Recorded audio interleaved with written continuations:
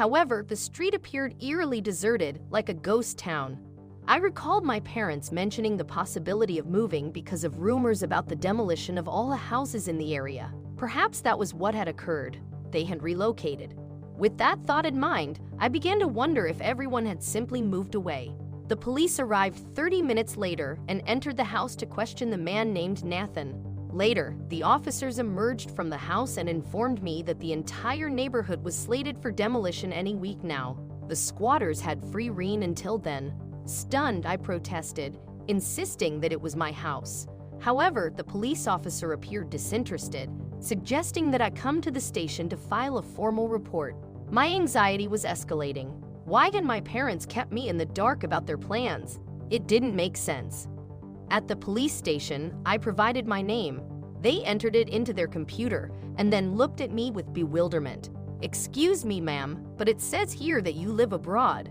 I replied with exasperation, explaining that I had returned and I needed their assistance in locating my parents. When I provided their names, the officers informed me that my parents had left the country a few months ago, rendering them unable to help me further. I couldn't contain my frustration and made a scene, prompting the officers to warn me to leave or face involvement from the police chief. With nowhere to turn, I wandered the streets, feeling lost. My parents could be anywhere by now, and I couldn't understand why they hadn't informed me of their departure. I felt a mix of anger and disappointment, believing they should have used the money I had sent them to maintain the house rather than for travel. Hungry and exhausted, I eventually stumbled upon a small cafe. I settled into a window seat, ordering coffee after coffee while I contemplated my next steps. The cafe manager approached and informed me they would be closing soon. Finishing my last cup, I prepared to depart when a commotion erupted outside. An old woman was standing at the window, screaming and pointing at me. Concerned, I rushed outside to check on her well-being. She was in a state of shock, praying and shaking her head, repeating, "The spirit of Lucy is here." Oh Lord, why? Overwhelmed by the situation, I recognized her as my grandmother's best friend, someone we had lost touch with over the years after my grandmother's passing. I tried to reassure her, explaining that I was not a ghost but a living person who needed her help. We found a nearby bench and she trembled visibly. I shared my story, explaining that I had been living abroad and had returned home due to my inability to contact my parents for an extended period. The old woman proceeded to share her account of having seen my parents roughly 2 months ago, during which they were in a state of hysteria, claiming that I had passed away. Consequently, they had journeyed abroad to retrieve my body. She added that no one had seen or heard from them since. Rumors circulated that my parents had chosen to remain abroad, unable to bear the sorrow of returning home without me. This revelation felt utterly surreal. I was undeniably alive, and I had been texting my parents regularly. I questioned why they would assume I had died, given our ongoing communication. In response, the elderly woman explained, "Your boss sent them a letter, informing them of a tragic accident resulting in your passing." This was baffling and raised more questions.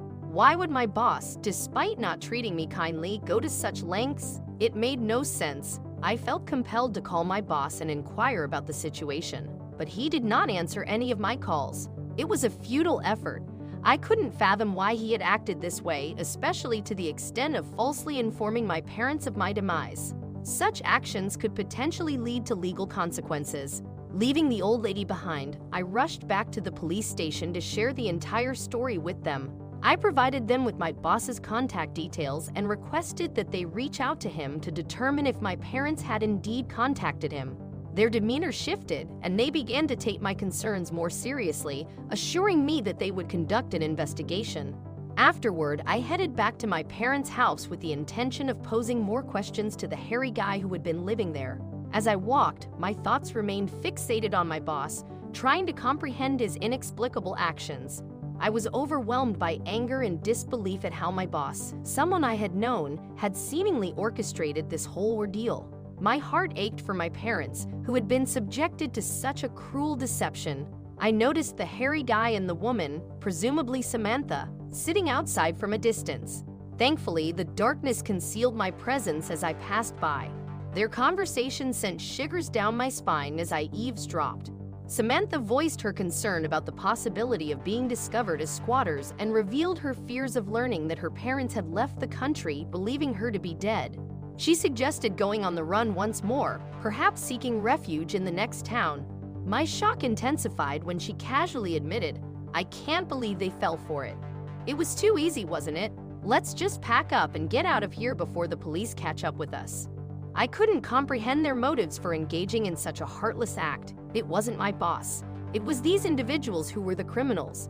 Fearful of confronting them directly, I swiftly contacted the police and urgently requested their presence at my parents' house. Thankfully, they arrived just in time. The hairy guy and Samantha were in the midst of packing their belongings, preparing to flee in my dad's old car, which I instantly recognized. Without making much progress, the two were apprehended by the police before they could escape.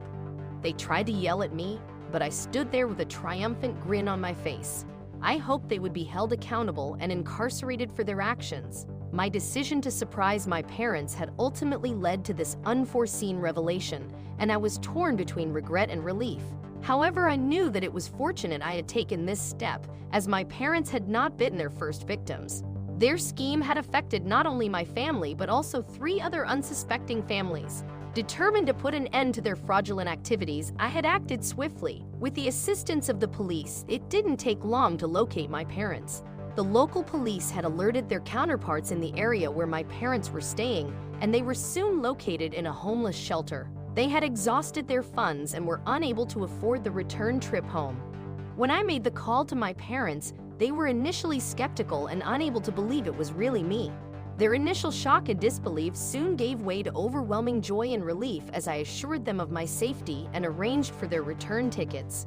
Witnessing them walking through the arrival's gate, tears streaming down my face, was a moment of indescribable happiness. I had thought that I had been through a harrowing ordeal, but seeing my parents, who had believed they had lost their daughter, looking utterly shattered, was heart-wrenching. Our reunion was filled with raw emotions, far from what I had anticipated when I decided to fly back 2 days earlier. They shared the agonizing details of their own ordeal. Their home had been robbed, leaving them without money or phones. To make matters worse, they had received a letter falsely claiming that I had passed away, prompting them to borrow money for a return flight to bring back my supposed body. It was a whirlwind of inexplicable events, but the most important thing was that we were all alive and finally reunited in the same place. I had no intention of ever leaving them again, cherishing the precious moments we had together.